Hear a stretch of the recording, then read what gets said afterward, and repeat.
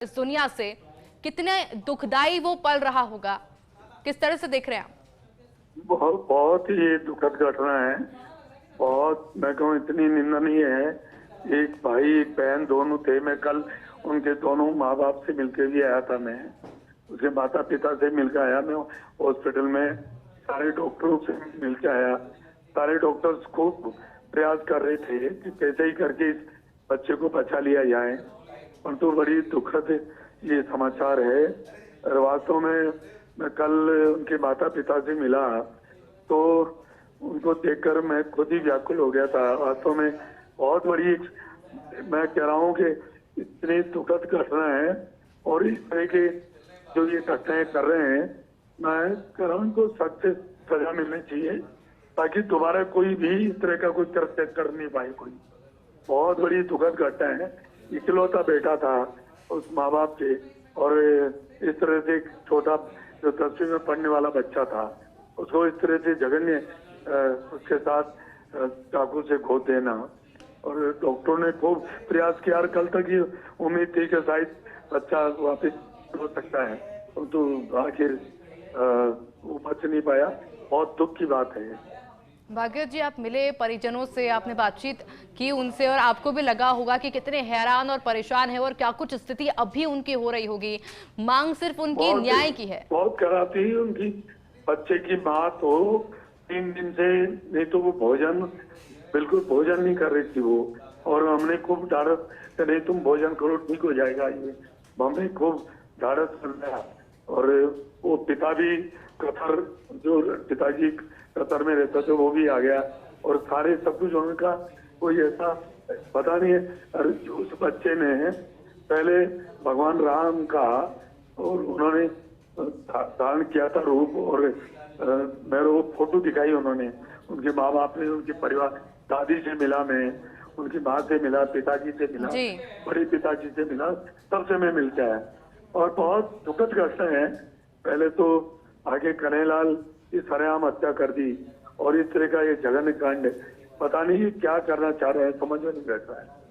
बिल्कुल भागीरथ जी, लेकिन अब फिलहाल प्रयास यही किए जा सकते हैं कि निष्पक्ष इस पूरे मामले को लेकर जांच हो और कड़ी कानूनी कार्रवाई पूरे मामले पर की जाए। बहुत बहुत शुक्रिया भागीरथ जी आपका जुड़ने के लिए।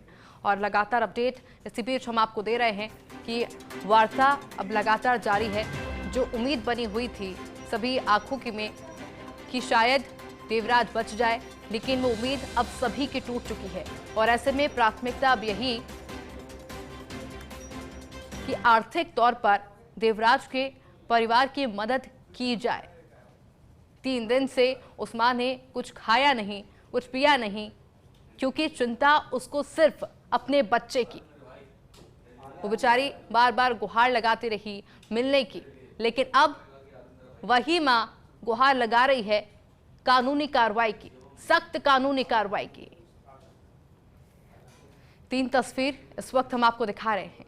मोर्चे में शव को रखवाया गया है वो तस्वीर, मौके पर किस तरह से भीड़ जुटी हुई है वो तस्वीर, क्योंकि पूरा प्रदेश प्रार्थना कर रहा था, कामना कर रहा था कि देवराज को बचाया जा सके। और तीसरी तस्वीर, पुलिस जाब्ता मौके पर तैनात किया गया है, अतिरिक्त पुलिस जाब्ता मौके पर बुलाया गया है। रक्षाबंधन का दिन है। रक्षाबंधन के दिन पर जहां पर बहनें कामना करती है अपने भाई की लंबी आयु की, उसी दिन उन बहनों ने अपने भाई को खो दिया है। और इससे बड़ा कोई दुख नहीं हो सकता कि एक परिवार का चिराग चला गया। जहां घरों में खुशियां मनाई जाती है, वहां उस घर में मातम का माहौल है। और झगड़ा, छोटा सा झगड़ा, जिसने देखते ही देखते इतना बड़ा रूप ले लिया कि घर का चिराग हमेशा के लिए उन्हें अलविदा कह गया। लेकिन अब जो मांग की जा रही है वो कानूनी कार्रवाई की मांग की जा रही है, न्याय की मांग की जा रही है कि देवराज को न्याय दिलाया जाए।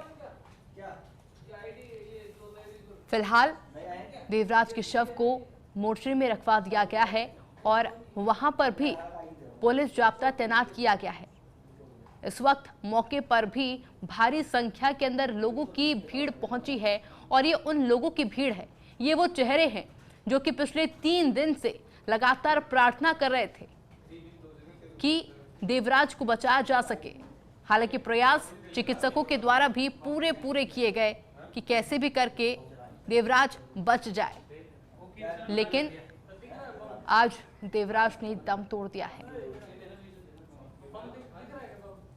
पुलिस जाब्ता हालांकि मौके पर तैनात किया गया है। हालांकि वार्ता के बाद में क्या कुछ तस्वीरें आगे की रहती है वो क्लियर हो जाएंगी। इस वक्त प्रशासन और परिजनों के बीच में लंबी वार्ता चल रही है।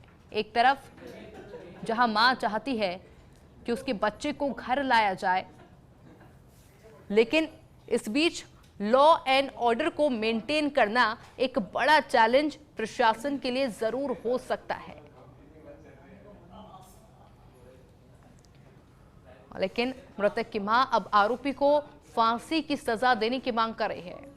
उदयपुर में चाकूबाजी की घटना हुई, उस वक्त भी हमने तस्वीरें आपको दिखाई थी कि घटना के तुरंत बाद किस तरह से आक्रोश जताया गया था। लेकिन अच्छी बात यह थी कि कुछ समाज के लोग जो कि कंधे से कंधा मिलाकर परिजनों के साथ लगातार खड़े रहे। मेरे साथ सहयोगी रवि लगातार बने हुए हैं। रवि, क्या कुछ अभी माहौल वहां पे कुछ अपडेट सामने आया, वार्ता पूरी हो पाई? बिल्कुल, देखिए आयुषी, इमरजेंसी यूनिट के अंदर जो है अभी परिवार के लोग हैं, कुछ समाज के लोग हैं और जो दूसरे जो स्थानीय नेता हैं, जनप्रतिनिधि जो हैं, वो तमाम लोग हैं और प्रशासन के अधिकारियों के साथ जितना मेरे पास जानकारी आई है, काफी गर्मा गर्म बहस जो है वो अभी अंदर इमरजेंसी यूनिट में चल रही है, क्योंकि कुछ डिमांड है और कुछ मांगे हैं। डिमांड ये है कि आर्थिक स्थिति बहुत खराब है तो उसको आर्थिक सहायता दी जाए, और सबसे गंभीर जो बात है, सबसे दुखद जो बात है वो ये है कि जो देवराज है उसकी माँ जो है वो लगातार बेसुध हो रही है। वो भी अंदर इमरजेंसी यूनिट में है जहां पर ये वार्ता चल रही है और वो लगातार एक मांग कर रही है जिसे पूरा कर पाना शायद किसी के वश में नहीं है। वो लगातार ये कह रही है कि उन्हें उनका बच्चा लौटा दिया जाए, जो कि अब शायद किसी के भी वश में नहीं है। दुनिया की कोई ताकत जो है वो अब उस माँ की गोद को हरी नहीं कर सकती है। तो ये जो माहौल है अभी इमरजेंसी यूनिट के अंदर जो है ये काफी गंभीर है और अभी इस माहौल में जो है बहुत ज्यादा डिसीजन मेकिंग नहीं हो पा रही है कि आगे क्या मूवमेंट जो है वो रहने वाला है। तो जो देवराज का शव है वो यहाँ मोर्चरी में शिफ्ट कर दिया गया है, जैसे मैंने आपको जानकारी दी, और फिलहाल जो है काफी संख्या में लोग जो है वो भी धीरे धीरे हॉस्पिटल परिसर में अंदर भी पहुंच रहे हैं और काफी संख्या में यहाँ लोग इकट्ठा भी हुए हैं। तो पुलिस और प्रशासन जो है वो लगातार यही कोशिश कर रहा है कि जो समाज के लोग हैं, जो परिवार के लोग हैं, उनसे समझाइश के अलावा और कोई रास्ता नहीं है। तो उनसे समझाइश की जा रही है कि सिचुएशन को समझे, स्थिति को समझे और उसके अनुरूप ही सहभागिता निभाएं इस व्यवस्था को दुरुस्त करने में। तो अभी जो स्थितियां हैं वो मैं कहूँगा वहीं की वहीं है। देवराज का निधन हो चुका है और जो पोस्टमार्टम की प्रक्रिया है वो शुरू हो उससे पहले परिवार के जो लोग हैं उनके साथ में प्रशासन सहमति बनाने में जुटा हुआ है। जी रवि, देवराज के परिवार को लेकर आपके पास और क्या कुछ जानकारी जरा साझा कर पाएंगे? हाँ बिल्कुल, देखिए देवराज के पिता जो हैं वो यहाँ अंदर है, उनकी माँ, उनकी बहन और इसके अलावा उनके परिवार के जो अन्य लोग हैं वो यहाँ पर तमाम लोग हैं और इसके अलावा उनके समाज के लोग भी हैं। और देवराज के परिवार की अगर इंडिविजुअली बात की जाए तो जैसा मैंने आपको बताया कि बेहद आर्थिक रूप से बेहद कमजोर स्थिति है, बहुत अच्छी स्थिति नहीं है परिवार की। और इस अच्छी स्थिति नहीं होने को लेकर ही देवराज के पिता जो है पिछले कुछ महीनों पहले कुवैत गए थे कुछ ऐसा काम करके ताकि परिवार की स्थिति को अच्छी कर सके, माली हालत को सुधार सके। इसको लेकर देवराज के पिता कुवैत में काम करने ही गए थे कुछ 3-4 महीनों पहले। और ये भी जानकारी है, हालांकि औपचारिक तौर पर ये जानकारी कितनी सच है, लेकिन ये साझा करना बहुत जरूरी है कि समाज के लोगों ने उनकी हेल्प की थी कुवैत जाने के लिए। और जहां तक देवराज की अगर बात करें तो देवराज पढ़ने में बेहद शानदार था, बेहद प्रतिभाशाली था, और यही वजह थी कि उसको उसके जो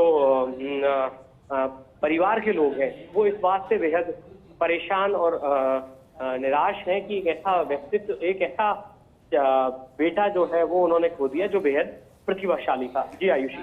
एक होनहार बेटा रवि, एक घर का चिराग जो शायद हमेशा अपने माता पिता के बारे में सोचता होगा, लेकिन ये घड़ी बहुत दुखद है और ये समझ पाना बेहद मुश्किल है कि क्या बीत रही होगी उन बहनों पर, क्या बीत रही होगी उस माँ पर, क्या बीत रही होगी उस पिता पर कि उनका लाडला अब इस दुनिया में नहीं रहा। बिल्कुल, देखिए जो स्थिति देवराज के परिवार की है, जैसा हम लोग लगातार कह रहे हैं और हम सब ये कोशिश भी करते हैं कि उनके परिवार को ईश्वर संबल प्रदान करे, इस दुख और दर्द को सहने की शक्ति प्रदान करे इस परिवार को। और दूसरी तरफ मैं आपको बताऊं कि अभी जो मेरे पास जानकारी है और आई है, अपडेट जानकारी, वो ये कि देवराज के परिवार के लोग और उनके समाज के जो लोग हैं उनकी ये मांग है कि आर्थिक रूप से एक मुआवजा राशि उन्हें दी जाए और इसके अलावा परिवार के किसी सदस्य को नौकरी मिले, क्योंकि जो आर्थिक हालात हैं वो बेहद कमजोर है परिवार के। और एक चिराग का बुझ जाना, एक युवक का, एक तरुण का चले जाना, जो कि आने वाले वक्त में हर परिवार सपना सजोता है कि उनका नाम रोशन करता, उनके परिवार की आर्थिक उन्नति में सहायक बनता, वो आज बीच में नहीं है। तो ऐसे में परिवार की आर्थिक उन्नति के लिए, आर्थिक हालात को मजबूत करने के लिए मुआवजा राशि हो और सरकारी नौकरी हो। हालांकि ये राशि और जो नौकरी है वो देवराज की कमी को कभी पूरा नहीं कर पाएगी, लेकिन इसके बावजूद भी चूंकि सांसारिक जीवन है, जीवन को जीवन में जीने के लिए जो जरूरतें हैं उनकी पूर्ति हो, और इस बात को लेकर समाज के जो लोग हैं वो इस बात प्रशासन से अपनी मांग कर रहे हैं। और इसी स्थिति के चलते अभी जो हालात है यहाँ पर वो अभी जो है आगे क्या और रहना है, पोस्टमार्टम हो जाए और इसके साथ ही साथ अंतिम संस्कार भी हो, तो ये जो चीजें हैं ये इसके बाद ही तय हो पाएंगी। आयुषी।